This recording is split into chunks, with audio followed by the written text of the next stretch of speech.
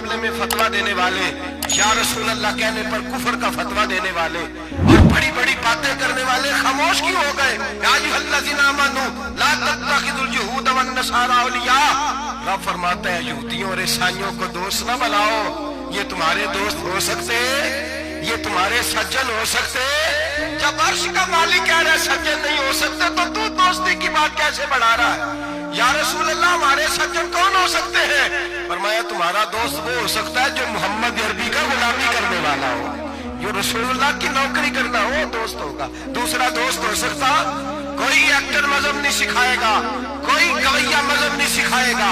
हजरत जनाब सैयदना Junaid Baghdadi, Baghdad के पीर से किसी ने पूछा था आज से 1100-1200 साल पहले, वो तो जमाना वैसे नेकी और परहेजगारी का था, का बाबा जी मर्द और औरत नेक हो, बगैर पर्दे के, बगैर हिजाब के, बगैर दीवार के बैठकर एक दूसरे को दीन सिखा सकते?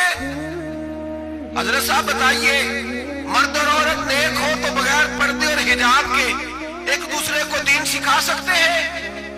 हजरत जुनैद बगदादी फरमाने लगे सिखाने वाला हसन बसरी हो और सीखने वाली राबिया बसरी हो तो फिर भी बगैर पर्दे के बैठने की इजाजत नहीं। तो मुफ्ती साहब को इजाजत किसने दी?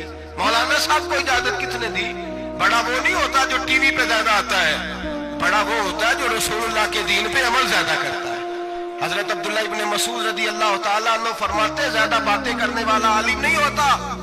हुजूर फिर आलिम कौन होता है? फरमाया पढ़ो कुरान, इन्नमा यख्शल्लाह मिन इबादिहिल उलमा। फरमाया बड़ा आलिम वो होता है जो अल्लाह से ज्यादा डरता है।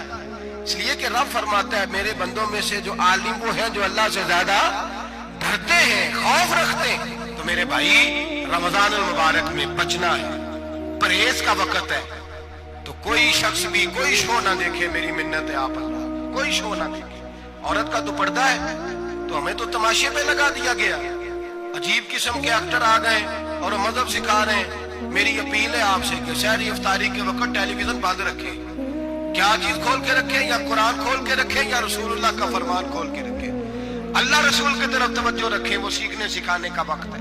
छोड़े गवैयों से दीन सीखा जाएगा, हमें कोई शिकवा नहीं है। पक्की तौबा करें, सवेरे आए आके दीन सिखाएं। और मैं उनसे भी अपील करूंगा कि आओ दीन सिखाओ।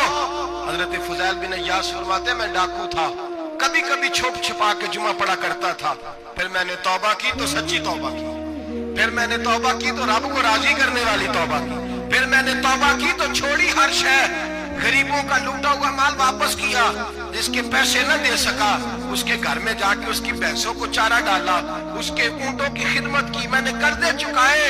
फरमाया मैं सच्ची तौबा करके मस्जिद आया, जिस खतीब के पीछे मैं जुमा पढ़ा करता था वो मेरे हाथ में बैठ करके मुरीद हो गया। अल्लाह तबारक व तआला ने अपने बंदों के दिल मेरी तरफ फेर दिए, फिर तुम्हें उसमें इनाम देने की जरूरत नहीं पड़ेगी। फिर तुम कुटिया नशीन बन के भी दीन फैलाओगे तो अल्लाह उसमें तासीर पैदा फरमा देगा। तो रोजे का माना रुकना है, रोजे का माना बोलिए, रोजे का माना रुकना। किससे? झूठ से, गीबत से, बदी से, बदनिगाही, खाने पीने। रोजा किस पे फर्ज है? अमीरों पे कि गरीबों पे? जी कहने ने मैं तो काम ही, मेरा तो काम ही मेहनत मजदूरी वाला, मैं कैसे रोजा रखूं? मैं तो दिहाड़ी लगाता हूं तो रोजा कैसे रखूं? मैंने नहीं किसी हदीस में पढ़ा कि रोजा वो रखे जो दफ्तर में बैठता है। सहाबा के जमाने में तो दफ्तर होते ही नहीं थे, किसी जगह नहीं लिखा हुआ रोजा वो रखेगा जो एसी में बैठता है, तब तो एसी थे ही नहीं।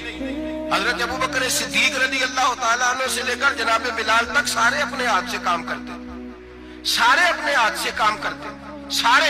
हजरत उमर फारूक रज़ी अल्लाह ताला अन्हु खलीफा वक्त होने के बावजूद माले गनीमत के ऊंट चढ़ने जाते थे तो चरागाह में छोड़ने में जाते थे, लेने भी आते थे वापस।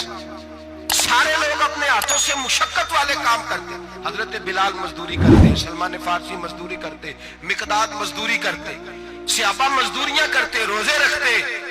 और रमजान के जाने का वक्त होता तो दर रसूल पे खड़े होकर अर्ज करते महबूबा दिल नहीं भरा, दिल करता है कभी रब सारा साल ही रोजे रखा करे, सारा साल रमजान दे तो हम सारा साल रोजे रखने को तैयार है। जज्बा था, ताकत थी, हिम्मत थी। आज नौजवान लड़का है कहता है मुझसे भूख बर्दाश्त नहीं होती। मेरे भाई रब बीमारी ला देना اللہ سے دعا مانگے اللہ شفائیں عطا فرمائے، اور دعا کریں اللہ آزمائش سے محفوظ فرمائے۔ آپ یقین کریں میں نے لوگوں کو دیکھا ہے حلق سے قطرہ نہیں اترتا، خوراک کی نالی لگی ہوئی ہے، اعلیٰ غذائیں پکی ہوئی پڑی ہیں، عرش کا مالک کہتا ہے میں تیرے حلق سے گزرنے نہیں دوں گا، قانون بن گیا۔ میں نے دیکھا ہے ڈرپ پہ لوگ زندہ ہیں، بوتل لگی ہوئی ہے گلوکوز کی، گزارا چل رہا، اعلیٰ غذائیں پڑی ہیں، لاکھوں روپیہ تجوری میں پڑا ہے، مالک کہتا ہے تو نہیں کھا سکتا، تو وہ کھانے نہیں دیتا، نہیں کھانے دیتا۔ ایک شخص یورپ کے علاقے کا، میں کسی کالم نویس کا پڑھ رہا تھا، وہ کہتا میری خربوں میں جائیداد ہے لیکن میرے معدے میں ایسی تکلیف ہے کہ میں آٹے کو چھان کر جو اوپر سے بورا نکلتا ہے صرف وہ کھا سکتا ہوں، اس کے علاوہ میں کائنات کی کوئی نعمت کھا نہیں سکتا۔ اور میرے بھائی وہ جب چاہے تو بڑے بڑے کھانے کھانے سے تجھے روک دے، تیرے دانت چبانے کے قابل نہ رہے، زبان نگلنے کے قابل نہ رہے، معدہ تیرا ہضم کرنے کے قابل نہ رہے، وہ جب چاہے تو جو مرضی کر لے۔ وہ کہتا چل تو میری مرضی پہ چلنا، ایک مہینہ میرے کہنے پہ نہ کھا، ایک مہینہ میرے کہنے پہ نہ کھا، تو یا اللہ تو کیا کرے گا؟ فرمایا صوم تصحو، میرے نبی پاک نے فرمایا تم روزے رکھو اللہ تمہیں صحت عطا فرما دے گا، اللہ تندرستیاں دے دے گا، شفائیں دے دے گا۔ تم روزے رکھو اللہ تمہیں، سبحان اللہ، اللہ تمہیں، اللہ طاقت دیتا ہے، ہمت دیتا ہے، اللہ ہمت دیتا ہے۔ میں نے دیکھا ہے، میں نے بزرگوں کو دیکھا ہے، ضعیف لوگوں کو دیکھا ہے، کمزور لوگوں کو دیکھا ہے، میں نے دیکھا ہے روزے رکھتے ہوئے، مزدوروں کو دیکھا ہے روزے رکھتے ہوئے۔ میں اپنے ابا جی کو کہتا ابا جی اتنی سخت گرمی اور مزدوری آپ کرتے اور مزدوری کے عالم میں روزہ رکھتے، تو کہتے پتر روزہ کی آندا ہے، روزہ کدوں کو جاندا ہے، روزہ اپنی جگہ تے مزدوری اپنی جگہ ہوتے۔ اور کئی دفعہ مینوں فرمان لگے، مینوں یار سمجھ کوئی نہیں لگتی، پتہ نہیں روزیاں چ اللہ طاقت کتھوں دے چھڑدا ہے، نہیں زیادہ کام بھی زیادہ کریدا ہے تے روزہ بھی رکھ۔ بھائی صوم تصحو، میرے مصطفیٰ نے فرمایا تو روزہ رکھ اللہ تجھے صحت عطا فرما دے گا۔ رب تعالیٰ تجھے، یہاں ہوٹل کھلے ہوئے ہیں،